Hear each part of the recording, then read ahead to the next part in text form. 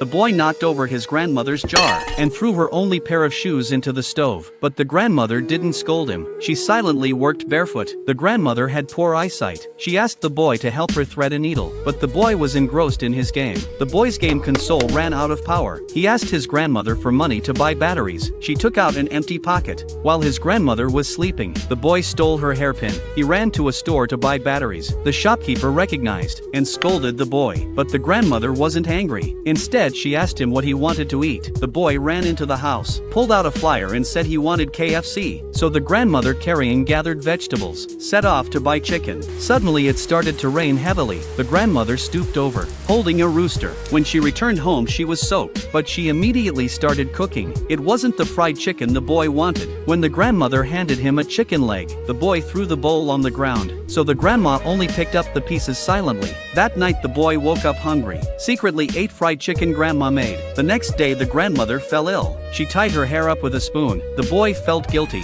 He returned the hairpin to his grandmother. One day the grandmother took the boy to sell vegetables, but he threw the basket on the ground. He watched his grandmother sell vegetables alone. The boy felt ashamed. Then the grandmother took him out for a meal, but she only drank water. When it came time to pay, the boy watched his grandmother empty all her money. He felt utterly regretful. On the way home, the grandmother asked him what he wanted to eat again. The boy pointed to a child eating a chocolate pie, so the grandmother picked up the empty wrapper and went to the store. She exchanged some herbs for a chocolate pie. The boy got the pie, but he disliked how his grandmother looked and wouldn't let her on the bus. The grandmother asked him to help her carry a bag. Boy refused. He waited for his grandmother at the bus stop, but his grandmother didn't show up until the sun was about to set. The grandma appeared. The next day boy was pushing the shopping cart downhill when he accidentally fell. He could only limp his way home. Just then he found something in his pocket. He opened it to take a look. His game console and the money for the batteries. Seeing his grandmother approaching, he burst into tears,